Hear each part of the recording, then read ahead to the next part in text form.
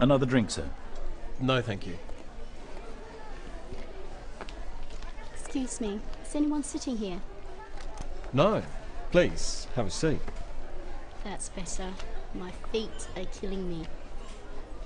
Have you been here long? No, but I just flew in this morning and I haven't had a chance to sit down since then. Oh. Where have you come from? From Manila? Is this your first visit to Australia? No, I have been once before, but it was a long time ago. And have you been to Sydney before? No, it's an amazing city. Yes, it has its points. But you're lucky to live in Manila. It's a fascinating city. What about yourself? Do you live in Sydney? No, I live in Melbourne. I'm just here for the conference. I'm going to Melbourne later. What's the weather like there? Not too good in winter, but at the moment it should be okay. So, how's your hotel? It's good, very convenient. Just near the harbour. Have you seen the Opera House yet? Yes, we flew right over it. Excuse me, there's someone I must talk to. It's been very nice to meet you. I'm Walter, by the way. You too, I'm Sue. Perhaps we'll meet later. I hope so.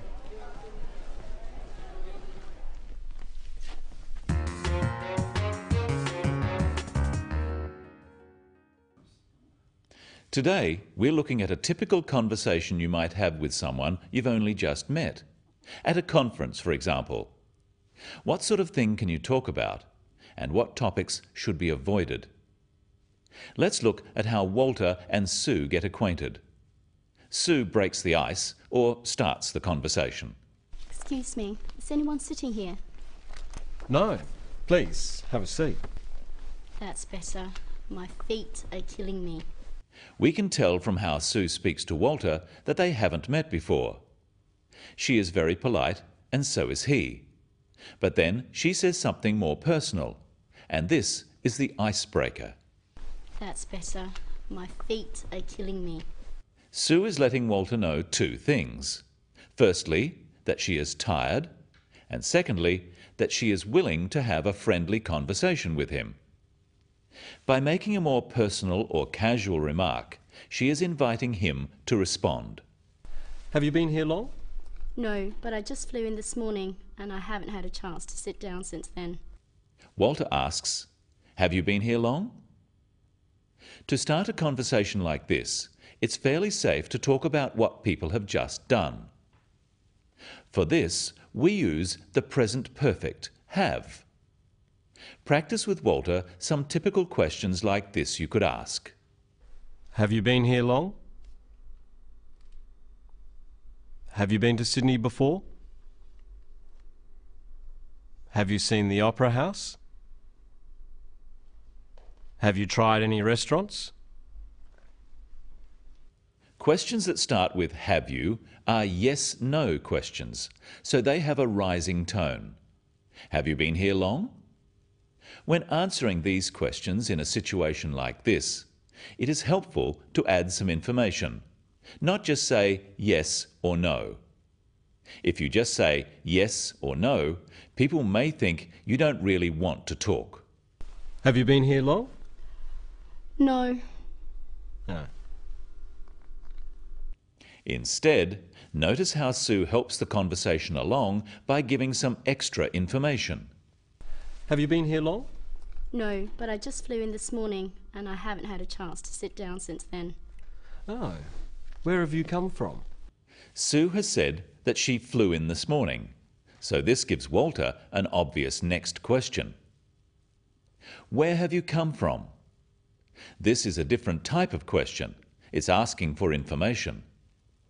Questions beginning with where, when, what, why, who are all questions asking for information. Notice the difference between where have you come from, meaning where did you fly from, and where are you from, meaning what is your nationality. Notice also the falling tone with these questions. Where have you come from? This makes the question sound friendly. But be careful not to ask too many questions like this altogether.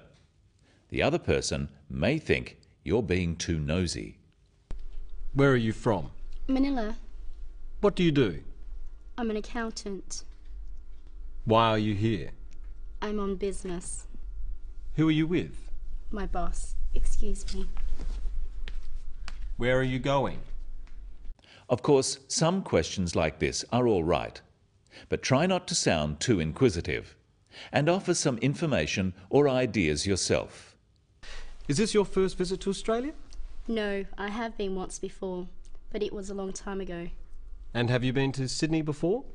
No, it's an amazing city. Yes, it has its points. But you're lucky to live in Manila. It's a fascinating city. Sue doesn't just answer yes or no, she adds some extra information. And Walter finds the opportunity to give his opinion and to compliment the place Sue comes from. Now it's Sue's turn to ask a question.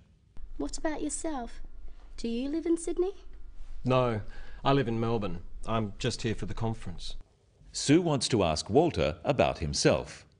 This is showing interest. So she says, "What about yourself?" Practice some useful phrases to introduce a question. And what about yourself? And how about you? These phrases should be followed by a question. Practice again with the question to follow. And what about yourself? Do you live in Sydney? And how about you? Have you been here before? When meeting someone new on business, but in a social setting, there are a few safe topics. We can talk about travel and accommodation, basic questions about the other person, about the city you are in, interesting sights to see, and of course, the weather. I'm going to Melbourne later. What's the weather like there? Not too good in winter, but at the moment it should be okay. Finally, let's look at how Walter ends the conversation. He needs to make sure the other person doesn't think he is bored. Excuse me, there's someone I must talk to.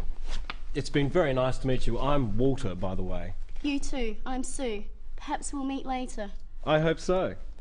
He gives a reason why he must go, then says, "It's been very nice to meet you."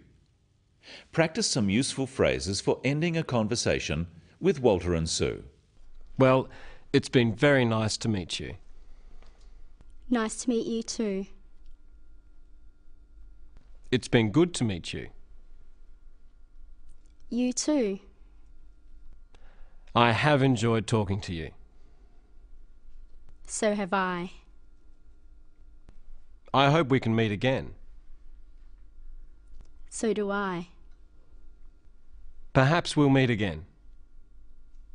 I hope so. In conversation, when asking questions, remember to use a rising tone for yes-no questions, such as those starting with "Do you?" or "Are you?" Questions starting with "Do you?" ask about regular actions and about likes and dislikes or opinions. Do you travel often? Do you like the weather here? Do you think this session will be interesting? Questions starting with "Are you?" are asking for personal information. Are you from Manila? Or intentions? Are you going to the dinner? Questions starting with where, when, what, why, or who are asking for information, and they often have a falling tone. Where do you come from? When are you going back? People from different cultures have different ideas about what are reasonable topics for conversation between strangers. So at first, it is safest to stick to general topics, such as travel, the weather, places, and of course, the business you are in. And remember, to keep the conversation going, offer information. Don't just ask questions. That's all today on the Business of English. See you next time.